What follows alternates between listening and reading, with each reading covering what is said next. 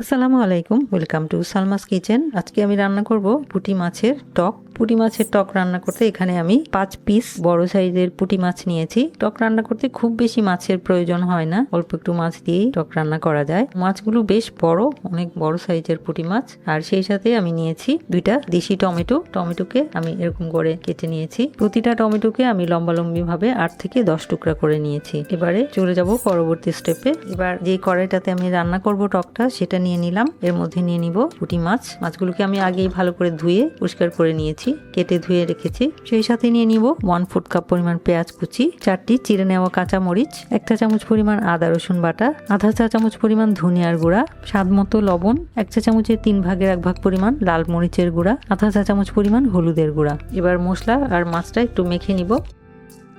মেখে রেখে দিব 10 মিনিট। ফিরে এলাম 10 মিনিট পর। এবার যোগ করব 4টি ছোট সাইজের নতুন আলু। প্রতিটা আলুকে আমি 4 টুকরো করে দিয়ে দিলাম। সেই সাথে যোগ করব 2 টেবিল চামচ পরিমাণ রান্নার তেল।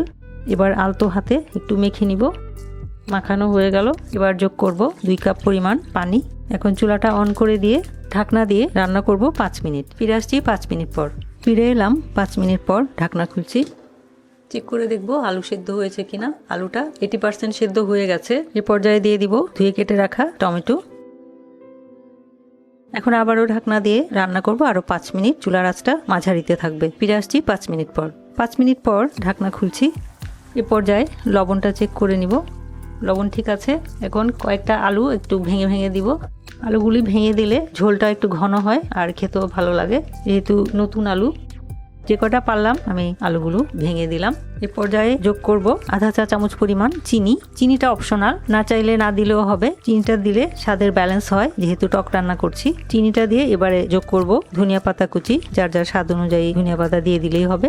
আধা চা চামচ পরিমাণ ভাজা জিরার গুঁড়া, 3টি আস্ত কাঁচা মরিচ ঘ্রাণের জন্য দিলাম। সবকিছু একসাথে মিলিয়ে নিলাম। এবার ঢাকনা দিয়ে অপেক্ষা করব 2 মিনিট। 2 মিনিট হয়ে গেছে, ঢাকনা তুলে নিচ্ছি। রান্নাটা আমার হয়ে গেছে। এবার চুলা বন্ধ করে দিচ্ছি। এবার পরিবেশনের পালা। সরাসরি কড়াই থেকে বাটিতে ঢেলে নিচ্ছি।